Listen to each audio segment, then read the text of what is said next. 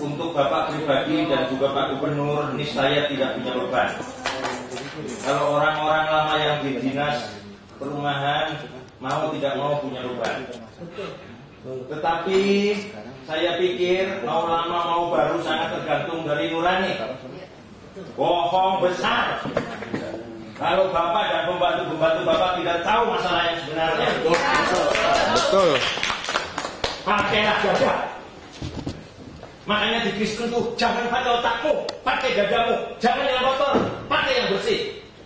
Saya kok jadi marah ya? Mengapa saya marah? Karena sudah keterlaluan. Betul. Bapak, pembantu Bapak pernah mengatakan kepada saya bahwa tidak punya kewenangan hukum untuk bertindak tegas. Hari ini akan saya bacakan pasal 10 Undang-Undang Nomor 20 Tahun 2011. Tolong dengarkan saya. Kami dengar, Pak. Saya marah karena saya bayar pajak. Saya marah karena saya ikut menegakkan republik ini dengan nyawa saya. Tadi ibu ini tanya, bagaimana Pak menyelesaikannya? Republik ini bubar baru bisa. Karena sudah keterlaluan. Oke, saya nggak usah marah lagi. Saya bacakan. Pasal 10. Pengawasan sebagaimana dimaksud dalam pasal 6 ayat 1 huruf D meliputi pemantauan, evaluasi, dan tindakan koreksi.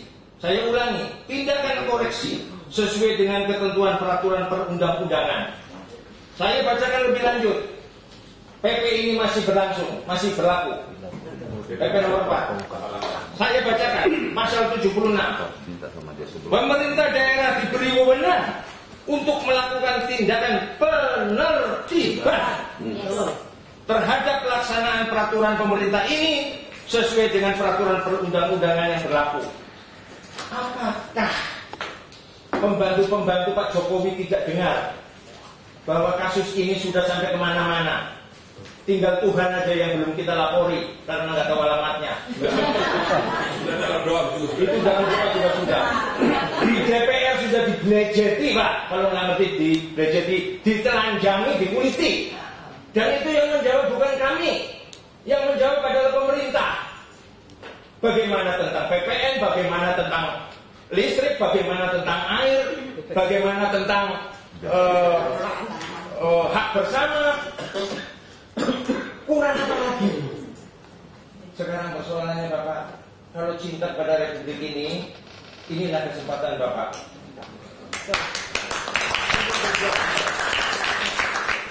Jadi jangan pakai teori-teori, mau tidak? Oh sudah jelas dijual kok. Bapak tahu kok. Bohong besar kalau nggak tahu. Jadi jangan kemana-mana. Jangan kemana-mana, langsung to the point. Kalau tentara nembak itu Pak, kalau nggak dicantum di kepala. Terima kasih Pak. Aku juga sudah ingatkan besok kan kita kembali lagi. Berilah waktu Bapak ini, makin lama kita sampai di sini nggak kelar-kelar. Pak, yang target itu duta persini jangan bonekanya Pak. Kami udah pengalaman di Polres, di PN itu mediasi dengan boneka. Percuma Pak. Jadi akhirnya mereka hanya membuka, selanjutnya yang bicara. Rambut izinnya Pak, yang paling benar udah. Betul.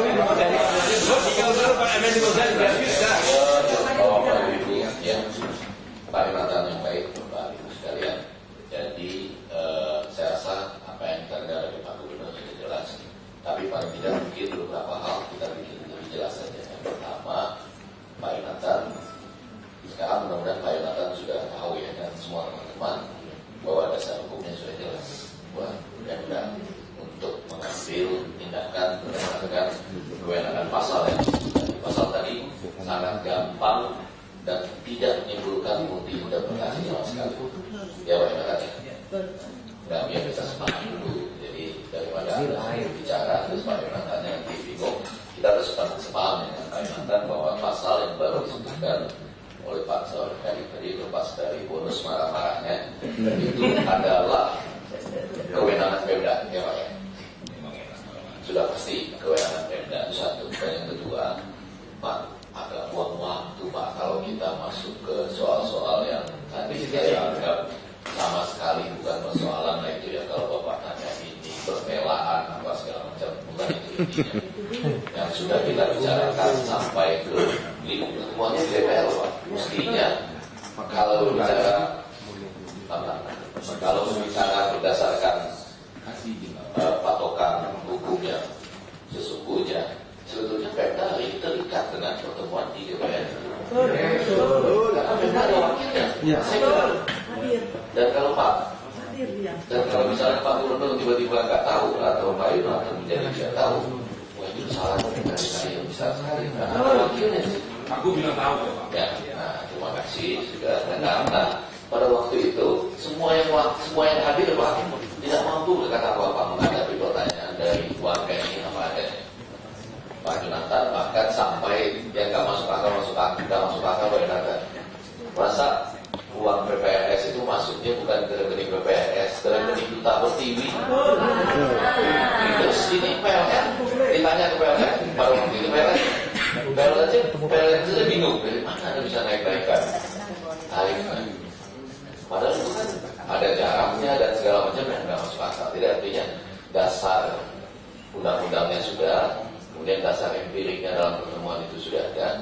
Nah malah kami sekarang saya ulangi pertanyaan yang tadi karena bapak perlu waktu kan untuk segera apa yang bisa kita bantu bapak ya ini supaya bapak sebagai orang yang dipercayakan Pak Gubernur mengatasi masalah ini nggak usah pastilah ada bayangan bahwa ini nama besar dalam konteks bisa mendatangkan preman bisa saya Pak saya sudah berbicara di televisi secara langsung Pak. Saya sebutkan ini Kapolres menerima 50 Andromax dari PT itu mestinya dilaporkan ke KPK. Saya bicara di media Pak. Saya bilang bahwa ini hakim jaksa saya sebutkan namanya ini sudah melakukan tindakan yang salah menambah nama pasalnya. Saya sebutkan di media kok. Tapi mereka nggak berani saya, beraninya ke orang kecil ini. Ya. Kalau berani saya, tuntut saya. Tuntut saya. Nggak berani. Karena di pertemuan DPR itu sudah ada kabar eskrim, ya kan? Cuma kejaksaan yang waktu itu tidak datang, ya kan? Ya. Jadi sudah sangat clear. Dan apalagi kalau ini di live kan. Gitu. Begitu saya dalam tanda petik juga mengkritik Pak Gubernur dalam banyak kesempatan secara langsung. Mula-mula mungkin orang agak sinis juga terhadap saya karena banyak yang cinta buta kepada Pak Gubernur kita ya, nggak apa-apa. Tapi lama-lama mereka paham juga bahwa ini persoalan tanpa mengurangi cintanya ke Pak Gubernur, ini persoalan yang harus diselesaikan. Karena betul Pak Jonathan, Pak Putu dan teman-teman kita, ini bukan hanya persoalan 3 ini. Ini adalah persoalan ratusan ribu orang di Jakarta. Dan saya pikir sekitar 10 juta orang di seluruh Indonesia. Ya, dan pasti kalau satu saja PPRS yang asli bisa dibentuk, ini berlaku domino, hancurlah semua kejahatan besar yang sudah mereka lakukan. Nah, sekarang tinggal kita mau atau tidak mau. Dan yang kedua, karena kita sudah seberapa tadi bahwa dasar hukumnya Pak Yonatan sudah ya, Pak Putu dan teman-teman. Saya rasa Pak Gubernur juga sudah tahu dasar hukumnya sudah jelas, Pemda punya wewenang. Tinggal sekarang apa yang bisa kita bantu? Tambahan dasar hukum hasil dari rapat kemarin Pak Jonathan. Jadi kalau misalnya Bapak menginginkan kita, teman-teman aktivis kita juga seluruh warga ini ikut membantu Bapak dalam segala hal yang bisa kita lakukan, kita mau lakukan ini Pak. Ya Pak ya, supaya jangan ada keraguan. Sekali lagi pasti berat Pak ini, karena lepas dari apakah Bapak, saya yakin Bapak sudah tahu Pak Yonatan dan kita semua sudah tahu apa yang ada, yang sedang terjadi gitu. Tinggal bagaimana kita mulai dan saya rasa tadi apa yang Pak Gubernur sampaikan baik sekali. Walaupun saya juga bisa membayangkan Bapak habis ini ketemu mereka akan bilang apa? Saya juga bisa membayangkan.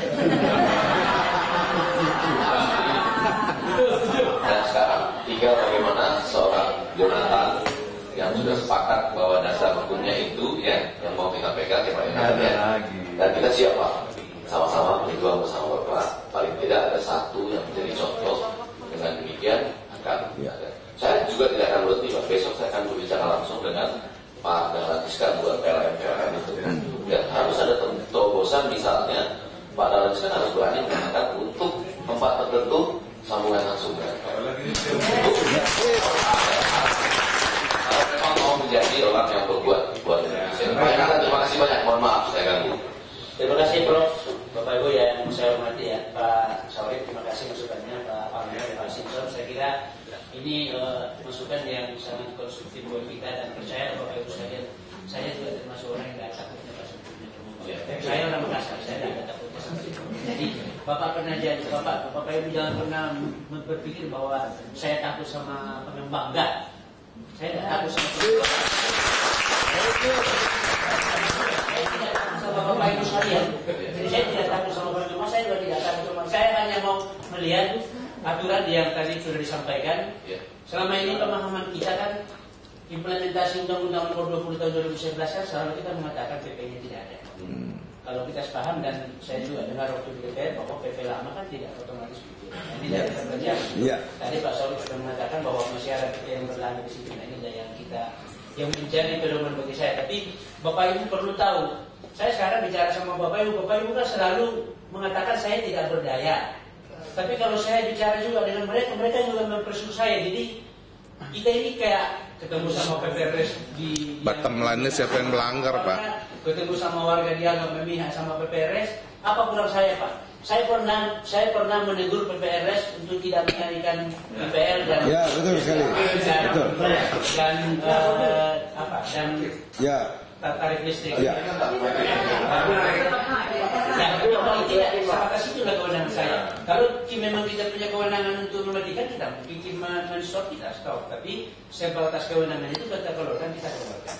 Tapi percayalah, supaya kita tidak terlalu lama, karena saya juga masih harus telepon, saya masih harus ketemu dengan teman-teman dari PPRS, seperti apa jalan terbaik. Karena tentu kami akan berdiri di posisi sebagaimana posisi undang-undang Pak. Oleh Pak Gubernur tadi dan undang-undang itu bagaimana caranya kita membenahi ini. Itu goal kita Pak. Ya. Pak, saya boleh tanya sedikit lagi. Habis ini kita nggak boleh tanya lagi. Boleh dong. Saya mau sudah waktunya Bapak. Saya cuma mengenai waktu Bapak ketemu dengan PPRS itu, dalam hati Bapak ada nggak perasaan bahwa mereka palsu? Bukan kalau saya sebagai ilmuwan, saya mungkin berposisi berbeda bertemu dengan orang-orang yang benar sesuai dengan hak dan kewajibannya, dan berbeda bertemu dengan orang-orang yang palsu. Jadi maksud saya, kalau kita cuma berteman sini teman sana teman gitu, ada masalah kita nantinya.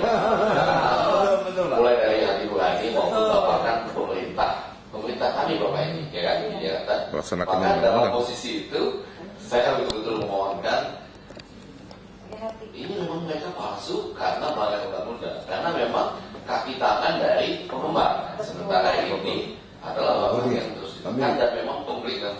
Kira-kira itu Pak. Ini cuma kalau bahasa Inggrisnya saya wondering betul-betul bertanya-tanya. Rasa itu ada nggak ya? Kasih lagi Pak, sedikit lagi Pak Yonatan. Saya minta dari hati nurani Bapak. Bagaimana penilaian Bapak mengenai ADRT yang menyimpang ini? Menurut Bapak bagaimana? Analisa undang-undangnya gimana Pak? Menurut Bapak? Jangan Bapak bilang sudah terima saja. Makasih Pak. Sekarang enggak? Jawab sekarang Pak. Saya harap Tunggu Ini dulu Pak. Jawab dulu. Bagaimana Pak tanggapan Bapak? Maaf Pak. Ini melanggar Kepmen 06 Pak. Seragam isinya 30 apartemen. Nah, bukan 9, 30 apartemen bisa saya stop sama Bapak. Ya. Tanggapan Bapak bagaimana Ini Pak? sekarang 9, Dan apa langkah lanjut mengenai ini dari Dinas Perumahan? Sama semua. Apakah membiarkan ini terus? Ini produk Undang-Undang 16 lagi Pak. Dan ini itu Pak. Dan ini isinya PPRS, bukan P3 SNS. Apapun yang Bapak komplain di dalam situ, inilah yang menjadi persoalan kita bersama Pak. Saya kira Profesor tadi sudah menggambarkan bahwa ya udah kita selesaikan satu, kita selesaikan ini kan menjadi barometer untuk semua. Ya. Itu baru Pak. Kalau nanya perasaan saya, maaf Prof, saya galau Pak. Ada banyak masalah ya, tapi oke, mari kita. Jadi jangan ada dusta di antara kita Pak. Salam sejahtera buat semua. Mungkin saya ingin menyampaikan menyampaikan beberapa hal yang esensial untuk pertemuan hari ini. Mengenai perlunya pencabutan SK, pembentukan kembali dengan memilih kembali pengurus dan pembentukan kembali ART sesuai Undang-Undang Nomor 20. Adapun tiga dasar yang kami miliki, jadi ini mungkin tidak terkait dengan pengembang. Maaf, saya bukan mengoreksi apa yang dikatakan Pak Gubernur, tapi ini terkait dengan judisi yang harus kita laksanakan. Jadi poin pertama adalah dengan dicabutnya Undang-Undang Nomor 16 tahun 85, di mana ART yang kami pegang sekarang itu tertera bahwasannya perhimpunan didirikan dengan maksud memenuhi ketentuan undang-undang sebagaimana dimaksud dalam pasal 19 Undang-Undang Nomor 16 tahun 85. Sehingga dengan sendirinya kalau undang-undang tersebut sudah dicabut, ART yang kami pegang ini tentu sudah tidak bisa dipakai dan perlu dilakukan penyesuaian. Dan sebagai lanjutan daripada penyesuaian tersebut, poin 2, penyelenggaraan rapat yang sering kami lakukan, yang dilakukan oleh PPLS yang lama, itu tetap berpedoman kepada Undang-Undang Nomor 16 yang sudah dinyatakan sudah tidak sesuai. Di mana yang kita ketahui pada Undang-Undang Nomor 16, anggota ataupun peserta rapat itu bisa memiliki lebih dari satu suara atas kepemilikannya, dan mereka bisa menerima kuasa lebih dari satu suara. Dalam hal ini pada Undang-Undang 20, setiap anggota berhak memberikan satu suara, yaitu setiap pemilih hanya mempunyai satu suara walaupun pemilih yang bersangkutan memiliki lebih dari satu salusun.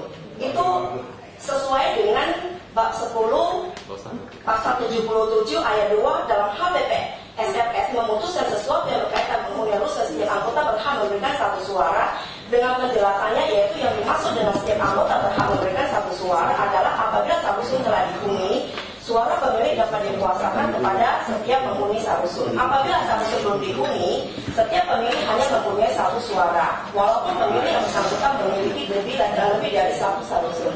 Nah, permasalahan daripada perbedaan undang-undang ini yang bertentangan, seorang pengembang memiliki lebih dari satu suara dikuasakan kepada pegawai, sehingga pada saat itu terjadi pegawai lebih banyak daripada penghuni. Maka yang terjadi adalah masalah ketiga, kepengurusan PPLS bertentangan dengan undang-undang, karena yang hadir adalah karyawan memegang kuasa, itu bertentangan dengan Undang-Undang 20. Karyawan yang memegang kuasa ini akan duduk di kepengurusan.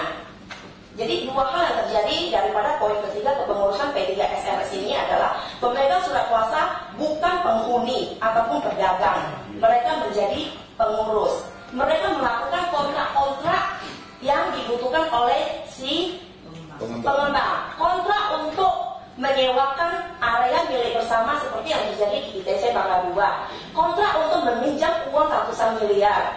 Nah, intinya yang Ibu mau katakan bahwa apabila dimungkinkan nanti kita membentuk PPLS baru harus mengacu kepada Undang-Undang Nomor 20. Mungkin hampir sama, tapi intinya adalah dengan adanya perubahan Undang-Undang 20 yang menyatakan Undang-Undang 16 dicabut, seharusnya kita bertindak. Seharusnya Pemprov DKI sudah seharusnya memberikan surat pengarahan kepada seluruh apartemen bahwa melakukan penyesuaian, memilih kembali sesuai Undang-Undang 20 dan yang lama harus dicabut. Jadi ini satu poin yang untuk hari ini. Kemudian saya ingin numpang kesempatan ini menyampaikan, karena tadi saya menyambut sekali perkataan Pak Jonathan sangat masuk di hati saya. Kalau Bapak hari ini ada memanggil yang namanya PPLS, kebetulan saya Triana dari PLS. Izinkan kami pinjam ruangan hari ini, kami tunggu di sini Pak. Kami harapkan kalau bisa, kalau diper'izinkan, Bapak menghubungi PPLS kami, beri kami kesempatan menunggu seandainya mereka bisa hadir hari ini. Selama kami Pak, lebih daripada 80 unit dipadamkan karena membayar tarif lama. Tidak ada peraturan undang-undang apapun selisih bayar IPL Pak, bukan tidak bayar IPL. Mau dipadamkan? Sudah Pak. Besok masih ada yang akan dipadamkan. Saya sudah dipadamkan Pak. Bahkan rekan-rekan saya yang memasang saya sendiri sudah dipadamkan.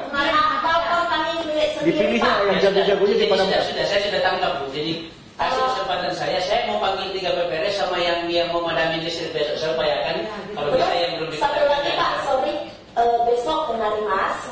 Jadi Bapak Ibu kemarin sudah tahu kita berjuang sekali bertahun-tahun untuk Kenari Mas untuk menyelenggarakan rapat. Akhirnya besok akan diselenggarakan. Undangan kami ke Pemprov Risperus, kami harapkan ada kehadiran.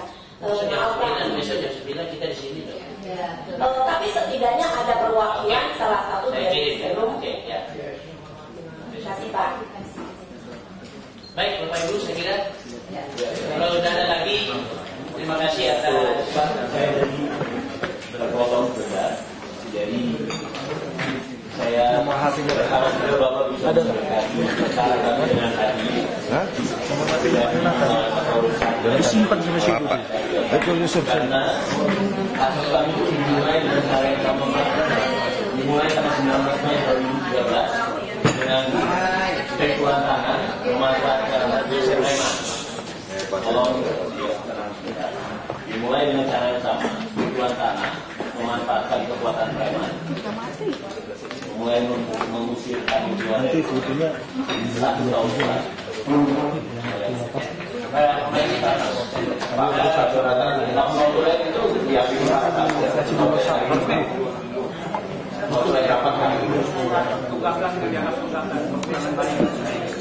tapi kita harus sampai di mana Pak?